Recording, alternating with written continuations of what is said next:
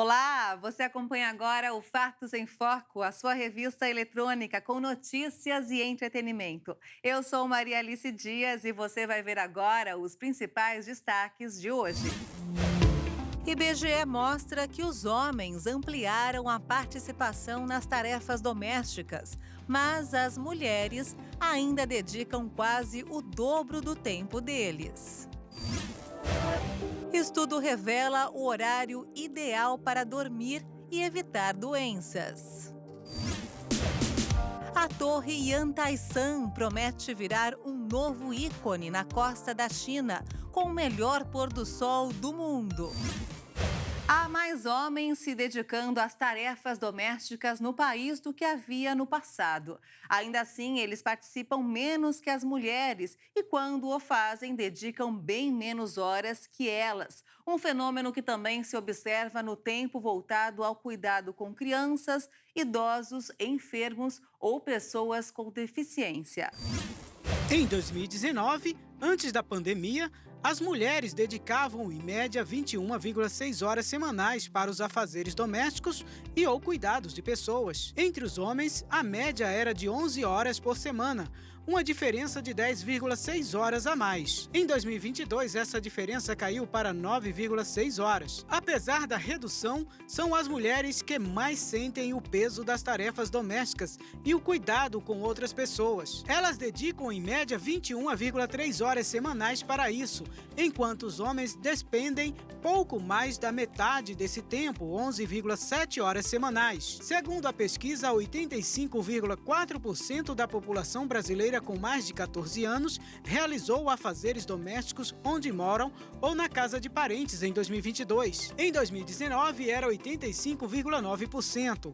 A taxa de realização deste tipo de trabalho entre as mulheres foi de 91,3%, queda de 1,1 ponto percentual em relação a 2019, enquanto entre os homens foi de 79,2%, um aumento de 0,2 ponto percentual em relação ao mesmo período. 9 em cada 10 mulheres em casa preparam e servem os alimentos, arrumam a mesa e lavam a louça, além de cuidarem da limpeza das roupas. Entre os homens, 6 de cada 10 se dedicam a essas atividades. A participação de mulheres também é superior a 70% quando se trata de limpar a casa, pagar contas, fazer compras ou pesquisar preços. A participação dos homens só supera 70% no caso da arrumação do lar e de pagamentos das contas.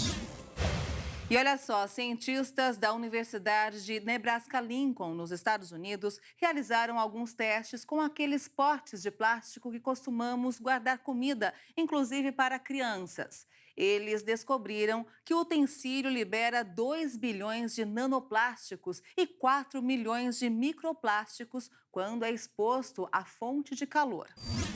Para observar o comportamento dos potes, os pesquisadores colocaram a variedade de líquidos dentro de recipientes de comida especialmente feitos para bebês, com o de poliopropileno e polietileno, ambos aprovados como seguros para o uso pelos reguladores da FDA dos Estados Unidos, equivalente à Anvisa no Brasil. Depois de 3 minutos de aquecimento dentro de um micro-ondas de 1000 watts, uma variedade de líquidos foi analisada em busca de microplásticos, pelo menos 1 milésimo de milímetro de diâmetro e nanoplásticos ainda menores. Foi estimado pela pesquisa que pelo menos 4 milhões e 220 mil microplásticos e 2 bilhões e 110 milhões de nanoplásticos de apenas 1 centímetro quadrado de plásticos foram liberados durante o tempo que os utensílios foram aquecidos. Por serem minúsculos, não podem ser vistos, mas ainda assim podem ser consumidos junto à comida colocada dentro do pote. Além disso, a equipe alerta aos pais que os bebês que bebem produtos com água aquecida no micro-ondas dentro de material plástico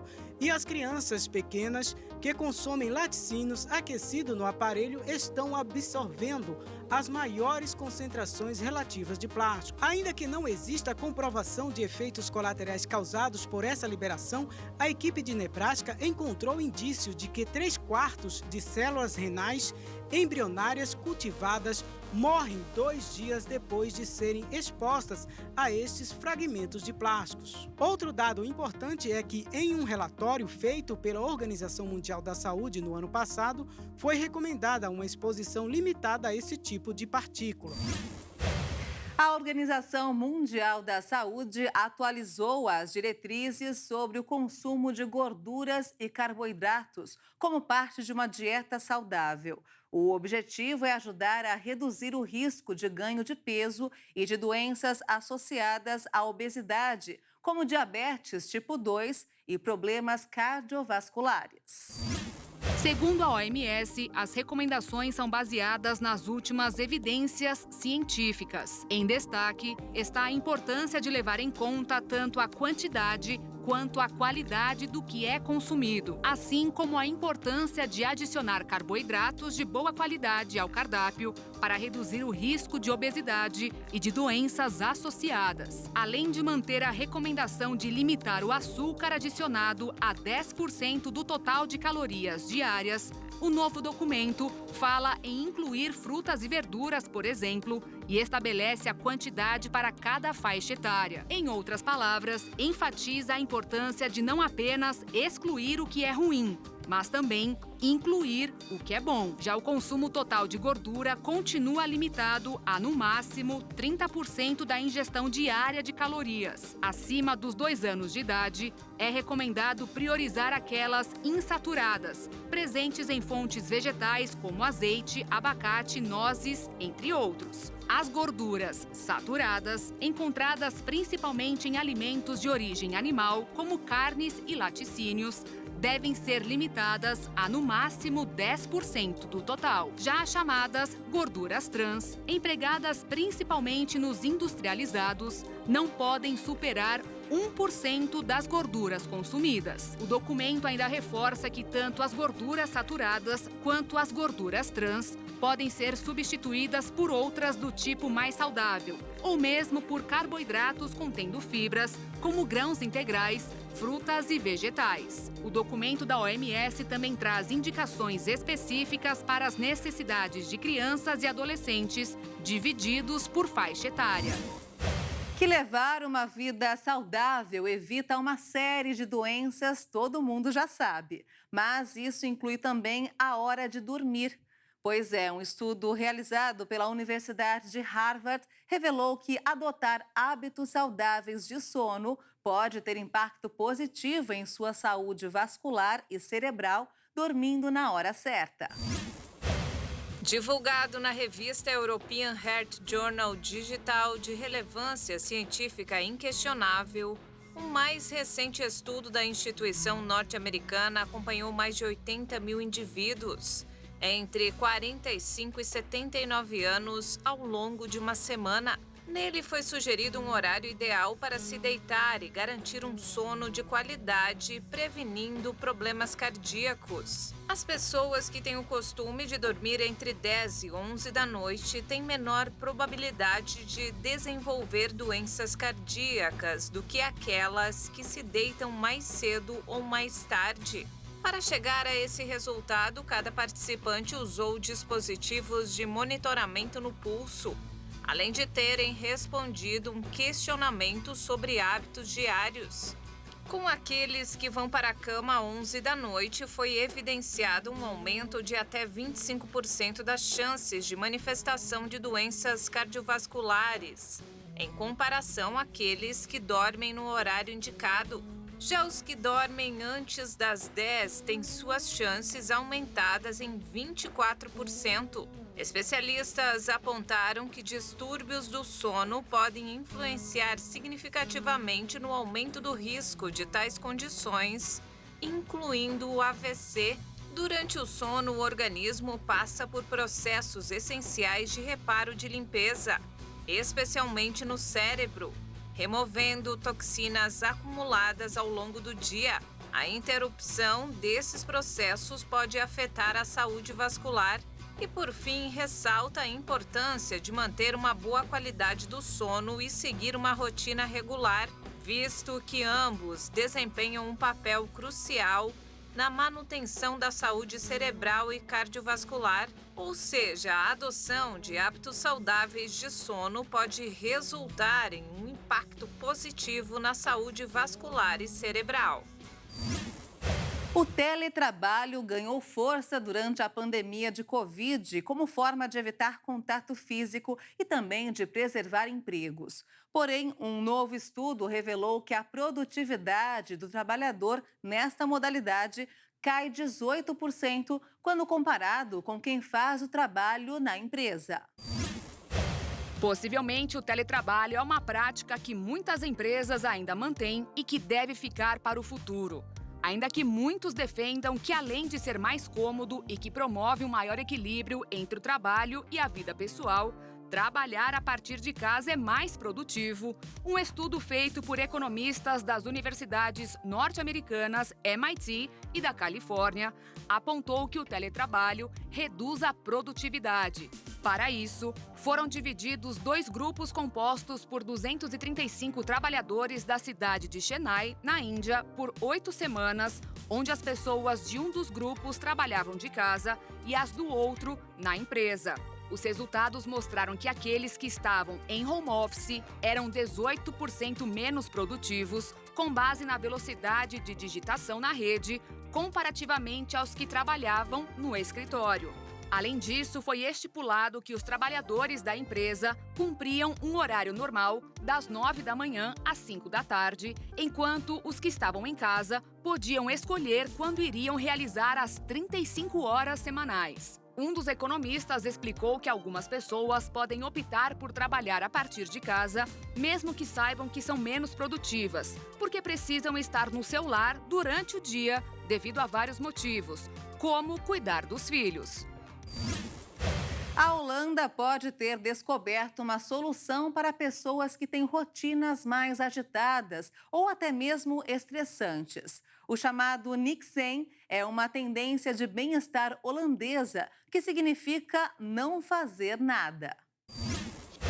Na cidade de Haia, onde a 11 quilômetros de um belo litoral com dunas ondulantes e praias arenosas, é comum se deparar com cidadãos tomando sol, pedalando, lendo um livro, conversando com amigos e também praticando Niks, uma forma de gerenciar o estresse ou se recuperar do esgotamento mental e físico que chamou a atenção do mundo. Uma prática que não tem nada a ver com navegar nas redes sociais ou praticar meditação no tempo livre. Numa época em que muitos reclamam de exaustão e depressão causada pelo excesso de trabalho e buscam soluções para isso, conceitos como Ikigai japonês ou Hyuga dinamarquês começam a entrar no léxico de outros idiomas. E enquanto Mindfulness é sobre estar presente no momento, Nikse é mais sobre criar tempo para apenas ser, deixando a mente vagar para onde ela quiser. Nikse pode nos tornar mais produtivos simplesmente porque as pausas permitem que nosso cérebro descanse e volte com mais energia. Às vezes, a ideia não é não fazer nada, mas fazer o mínimo possível. E como ainda estamos nos recuperando da pandemia de Covid, é importante repensar a forma como trabalhamos e gastamos nosso tempo. De um lado, pessoas mais velhas têm mais tempo livre não estruturado, o que se encaixa melhor para pôr em prática o Nikse. Já gerações mais jovens estão mais estressadas do que nunca.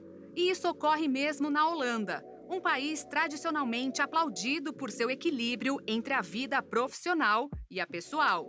Mas existem muitas razões que explicam isso. Com a complexidade da própria rotina e empregos cada vez maior, há muita pressão para ser a melhor versão de si mesmo, seja no trabalho, nas expectativas dos pais ou nas redes sociais.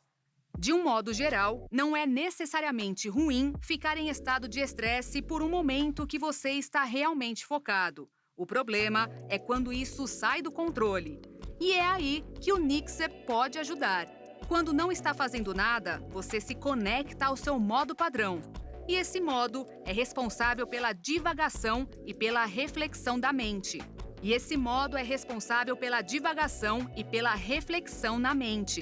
Além de serem muito eficientes no trabalho, por saberem dosar a quantidade de horas, os holandeses também gostam de aproveitar a vida, para a qual usam a palavra lekker.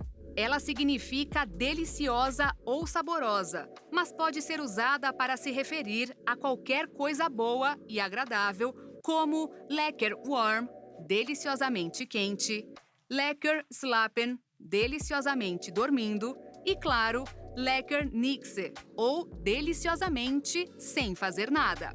E toda essa arquitetura do ócio torna mais fácil para as pessoas o ato de não fazer nada. E quando adicionados natureza e movimento, o niks se torna ainda melhor.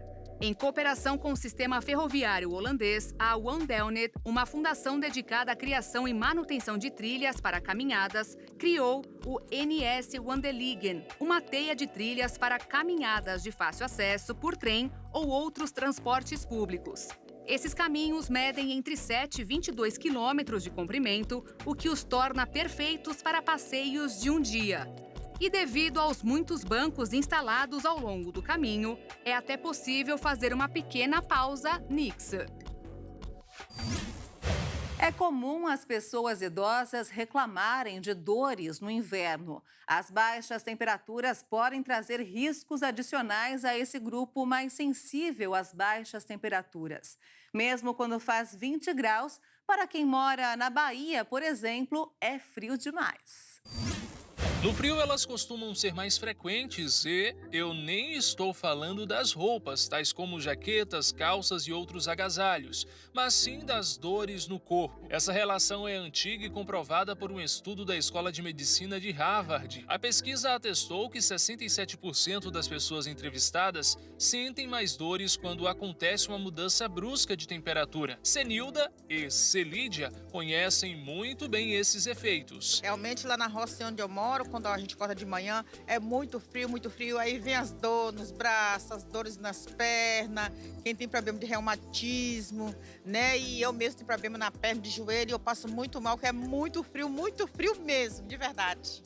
Coloca um casaco aqui, outro ali, tenta pegar um pouquinho de sol, mas ainda assim não tem como se livrar das dores. Não se livra das dores, porque é muito frio. Às vezes a gente dorme, coloca o cobertor, não tá bom, pega mais um cobertor, pega mais uma blusa, mas não resolve no frio, não. É bastante dor. Dor de coluna que eu mais sinto. Direto. Dor de cabeça também eu sinto. E chega na idade, você sabe, né? Eu tô chegando nos 50, então aparecem dores em vários lugares. E é isso. O pior momento para o Nilton é na hora de ir dormir. Agora que ela tá com mais as dores na perna. Em vez de melhorar, né? Aí só vai piorando no caso. Se eu soubesse um remédio que passava, que melhorava, até a noite, me dormir de noite, eu vim pra lá, vim pra cá, vim pra lá e nada de melhorar. De acordo com essa especialista, o aparecimento dessas dores musculares e nas articulações, com a chegada do frio, tem um motivo. As pessoas têm costume de achar que a dor aparece por causa do frio. E não é. Normalmente você já tem aquela dor, já tem aquele problema. Então, com o frio vindo, o que acontece? Os nossos músculos, nossos nervos, ele contrai. Porque a gente tem que aquecer o nosso corpo. A temperatura do nosso corpo tem que estar entre 36 e 36,5. Então, se ela vê que o externo está mais frio do que o corpo necessita, automaticamente a gente vai contrair os nossos músculos. Contraindo os músculos, a gente vai diminuir. Então, o que acontece? Nossos músculos contraem, vai doer, a circulação sanguínea não vai conseguir fazer o trabalho dele.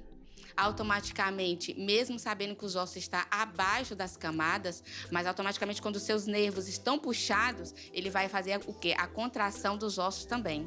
No que você contrai os ossos, ele vai doer. Para tentar amenizar, a Senilda e a Celídia adotam algumas medidas. E a gente tenta tomar um remédio natural, um chá, alguma coisa, mas não tem jeito, porque o frio tá tenso. Eu tomo remédio direto pra coluna, direto. Faz algum exercício também para poder dar uma aquecida, uma terapia? Eu caminho, faço caminhada. Aí todo dia à tardezinha eu dou uma caminhadinha pra ver se melhora mais. Ajuda a aliviar um pouquinho? Ajuda. O seu Alcemir aposta nas pomadas. Mais ou menos é no joelho, uma parte é na coluna, muita gente. Agora é mais no joelho.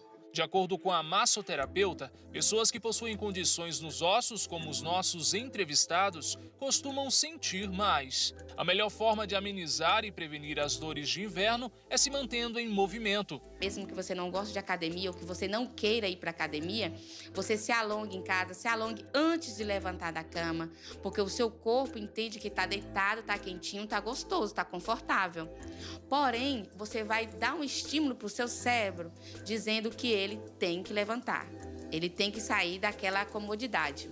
Então você ativa seu corpo na cama antes de levantar, para não dar uma cãibra, para você não ficar tonto, porque nesse tempo de frio é mais confortável você ficar deitado, é mais confortável você ficar quentinho, você ficar quieto no seu canto, né? Então, para você não ter esse problema com as articulações, você tem que movimentar eles. Terapias também podem contribuir para uma melhora. A auriculoterapia, assim como a ventosoterapia, é uma medicina chinesa. Então a gente trabalha muito nas emoções. Muitas das suas dores vêm através das emoções.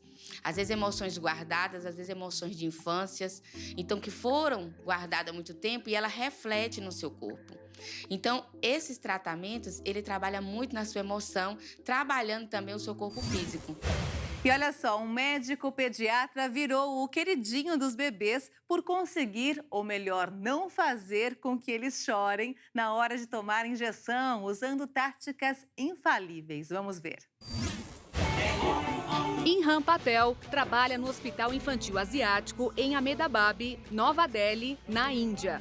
São 1001 vídeos em que o médico pediatra mostra ser possível cuidar dos bebês e crianças sem traumatizá-los. Com muita alegria, delicadeza e suavidade, o médico canta e mostra que assim é possível distraí-los da agulha. Inclusive, tem alguns que até sorriem no momento da picada. Okay? अरे वाह जो माम कर दे हाँ इसीलिए जो है जो हम बताओ तब कहीं देते हो कहीं ना तो पति क्यों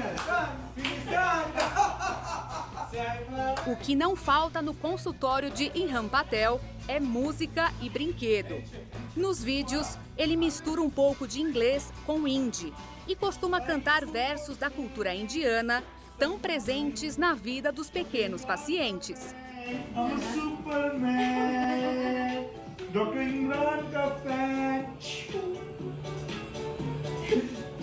O médico até se arrisca a jogar bola e brincar de boneca. Ou seja, tem 1000 atrativos para todas as crianças. Very good boy. ये गाड़ी आपको गिफ्ट करते हैं हम. हाँ, ये गाड़ी आपके लिए. ये लीजिए. Os efeitos das mudanças climáticas podem ser vistos nas águas do Canal do Panamá e do Lago Ness, que enfrentam secas históricas. O Canal do Panamá está desesperado em busca de água para não morrer. A diminuição das chuvas por conta da mudança climática e do fenômeno El Niño ameaçam secar a via que movimenta quase 6% do comércio marítimo mundial. A administração do canal destacou que a grande desvantagem como rota marítima é o fato de operar com água doce, enquanto as outras rotas marítimas utilizam água do mar, como o Canal de Suez. Devido à escassez de chuvas, o canal restringiu o calado, a distância da lâmina d'água até a quilha do navio, o que causará uma perda de 200 milhões de dólares em sua receita em 2024, quase R$1 bilhão. Do outro lado do Atlântico, na Escócia, as águas do Lago Ness, famosas pela lenda de abrigar uma criatura mística, caíram a seu nível mais baixo em décadas. O país se recupera do mês de junho mais quente já registrado. Segundo números publicados em maio pela Agência Escocesa de Proteção do Meio Ambiente, com uma profundidade de 109 centímetros no local onde se costuma medir, o Lago Ness nunca havia sido tão pouco profundo, desde que começaram os registros no início dos anos 1990. Embora as chuvas das últimas semanas tenham aliviado algumas regiões escocesas, segundo o órgão, os níveis de água continuam a um ponto crítico em algumas regiões. Além disso, o Serviço Meteorológico Britânico prevê outro período seco no final do verão. Especialistas em meio ambiente advertem que habitantes e empresas devem se preparar para períodos de escassez de água e, ao mesmo tempo, inundações, à medida que a média da temperatura aumente. Um levantamento realizado pelo grupo Pet Love mostrou quais são os nomes de cães e gatos mais populares no Brasil. A pesquisa levou em conta mais de 2,5 milhões de pets cadastrados no banco de dados da sua plataforma. Todo tutor de pet já deve ter passado por essa situação delicada de escolher o nome do seu animal de estimação, seja em homenagem a algum artista, algum personagem de filme ou até mesmo de alguma fruta. O levantamento do Pet Censo mostrou que os brasileiros são bastante criativos na hora da escolha. Os nomes preferidos de tutores de cães, levando em conta os 2 gêneros, foram Mel e Thor, mas nessa lista também figuram nomes como Luna, Amora, Luke, Meg, Maia, Theo e Lola. Já os nomes preferidos entre os tutores de gato são Nina e Simba. Outros nomes populares são Mia, Mel, Luna, Lua, Amora, Chico, Tom e Pandora. Além dos nomes, a pesquisa também mostrou quais são os cachorros preferidos dos brasileiros. E na primeira posição estão os animais sem raça definida, conhecidos popularmente como vira-latas. O simpático pet representa 40% do total de cachorros no Brasil. O pódio de cães ainda é formado pelo Shih Tzu e pelo Yorkshire. E quando falamos de gatos, a diferença em relação a outras raças se torna ainda maior, já que os vira-latas representam 98% dos felinos. Os gatos que figuram em segundo e terceiro lugar na questão popularidade são o azul russo e o gato de Bengala. Os dados ainda mostraram que 51% dos cachorros são machos e 49% são fêmeas, enquanto os gatos, 47% são machos e 53% são fêmeas. Enquanto o gelo derrete, o litoral do Rio Grande do Sul recebe os pinguins de Magalhães. Estes não gostam do frio excessivo. Enfrentam bem as águas com temperaturas de até 30 graus. A natureza é repleta de fenômenos surpreendentes. Um deles é a jornada imensurável dos pinguins de Magalhães, que atravessam milhares de quilômetros se deslocando das Ilhas Malvinas, Argentina e Chile para encontrar abrigo nas águas brasileiras durante o inverno. Uma jornada de perseverança em busca de sobrevivência. O pinguim de Magalhães é a espécie de pinguim mais comum aqui na costa brasileira. É uma espécie que se reproduz na Patagônia Argentina, nas Ilhas Malvinas e um pouquinho na Patagônia chilena também. E todos os anos, nos meses de outono e inverno, eles migram aqui para o sul e sudeste do Brasil. O processo migratório dos pinguins de Magalhães acontece nesse período de outono e inverno. Então é muito comum que a gente note a presença desses animais na nossa costa, como é o caso desses 4 jovens pinguins que estão em reabilitação aqui no CRAN. Ao longo do caminho, eles enfrentam desafios, como correntes oceânicas, predadores marinhos, interação humana, poluição e mudanças nas condições climáticas, o que torna a sua jornada complexa. Muitos deles acabam sendo acometidos pela chamada seleção natural. Alguns encalham precisando de cuidados, outros em óbito. Durante esse processo, aqui em Rio Grande, o Centro de Recuperação de Animais Marinhos é responsável pelo acolhimento e tratamento das aves. E aqueles que enfrentam algum tipo de problema durante essa viagem, seja alguma dificuldade natural ou também algum impacto diante de todos os problemas que vêm causando degradação do ambiente marinho costeiro, esses indivíduos, então, eles acabam tendo a sua viagem interrompida e encalhando na beira da praia, necessitando de cuidado. Esses animais que têm ocorrido no nosso litoral, eles são sobretudo juvenis, que é o primeiro ano de vida, que estão fazendo essa viagem migratória pela primeira vez e que também, por isso, eles enfrentam mais dificuldades nessa viagem pela sua falta de experiência. E no momento nós estamos com 4 animais em tratamento aqui no CRAN, 4 pinguins de Magalhães juvenis, que já passaram pelo período de quarentena que receberam todo o tratamento de acordo com o nosso protocolo de tratamento para essa espécie e que no momento eles estão em fase de engorda, que ainda estão magros, ainda estão fracos, precisam melhorar sua condição corporal para que no futuro eles possam retornar para o mar. Durante sua travessia, os pinguins se encontram a maior parte do tempo no mar. Mas é comum notar a presença dos animais na orla das praias, principalmente quando eles precisam desse suporte de vida. Apesar de despertar a curiosidade dos moradores e turistas, é importante resguardá-los e tomar alguns cuidados essenciais.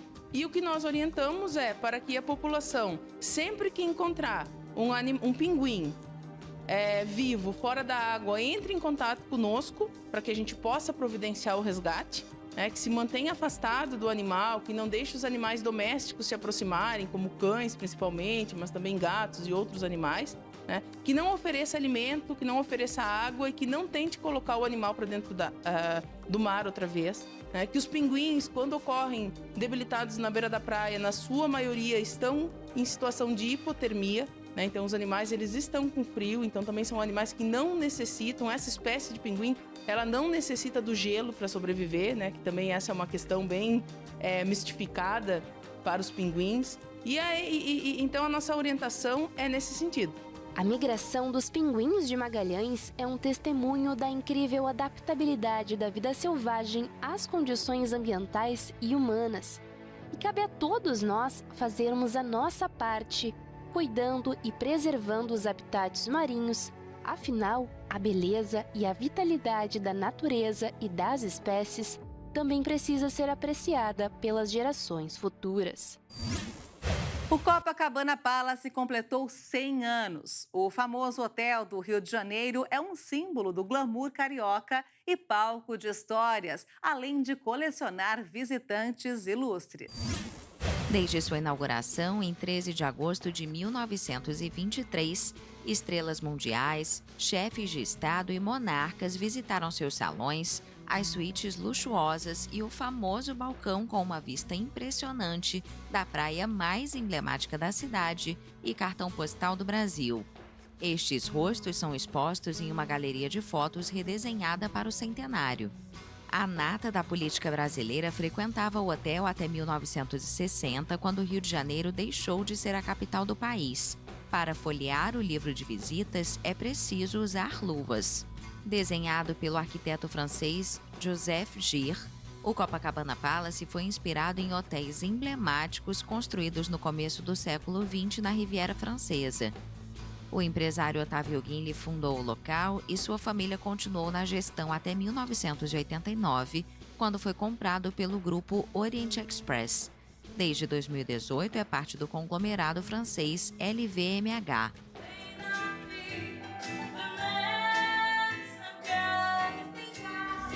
A fachada também foi pintada recentemente com o objetivo de deixar o prédio bem parecido com o que era na inauguração.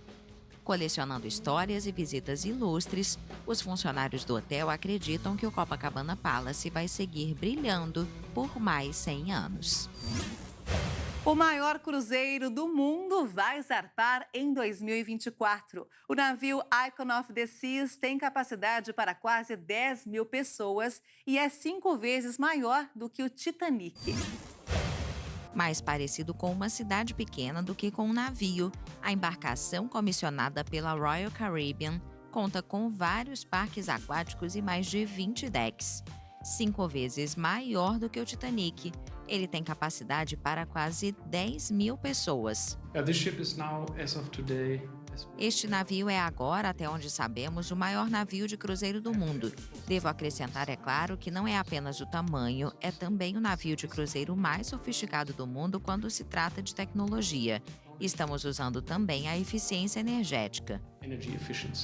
Os ambientalistas criticam os megacruzeiros, apesar dos engenheiros afirmarem que os navios modernos estão tomando medidas para mitigar as emissões, graças à tecnologia.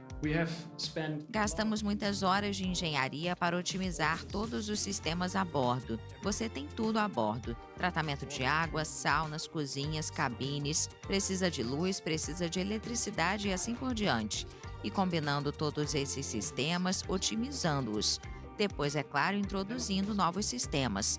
Temos propulsão a GNL, então temos 2 grandes tanques a bordo. Temos várias outras tecnologias que estão tornando este navio um dos mais modernos do mundo. O CEO defende que um dos benefícios dos grandes navios é a redução de custo por passageiro. Mas com 7 piscinas, um parque, toboáguas, shoppings e uma pista de patinação no gelo, o Icon of the Seas também oferece mais opções para se gastar dinheiro a bordo. Uma particularidade do Gigante dos Mares, cuja construção começou em 2021, é sua gigantesca cúpula de vidro que cobre a proa. A indústria de cruzeiros está se recuperando após o duro golpe da pandemia de Covid-19. De acordo com a Cruise Lines International Association, o volume de passageiros vai ultrapassar em 2023 os níveis pré-pandêmicos, chegando a 31,5 milhões de pessoas. A cidade de Yantai, que fica na região norte da China, terá uma construção inovadora em 2024. Se trata da Torre Yantai San, que promete virar um novo ícone na costa do país, com o melhor pôr do sol do mundo. Com uma estrutura de 48 metros, o edifício projetado pela empresa chinesa OP Architecture fica à beira da praia e seria, a princípio, apenas uma biblioteca com centro para eventos, teatro e cafeteria, mas se tornou uma estrutura com um propósito maior, segundo as informações do Design Boom. Yantai ficou conhecida há muito tempo como um local de adoração ao sol. Logo, o edifício foi pensado também para tirar proveito disso, utilizando a trajetória solar como guia para o desenho da torre. A ideia é mostrar o melhor pôr do sol possível aos visitantes em todas as estações do ano. A borda norte do edifício, por exemplo, fica paralela aos raios solares do meio-dia, nos equinócios. No solstício de verão, os raios alinham a borda leste no início da manhã e com o telhado ao meio-dia. Já o túnel da entrada principal fica alinhado ao pôr do sol no solstício de inverno. Em comunicado, os sócios Hu Li e Wang Wang dizem que a forma do edifício foi esculpida pela luz do sol e evoca os antigos costumes de culto à natureza, ao mesmo tempo em que fornece instalações culturais necessárias ao distrito. E o Fatos em Foco fica por aqui. Se quiser rever as reportagens desta edição, acompanhe as nossas redes sociais. Obrigada pela sua companhia e um excelente fim de semana para você. Tchau!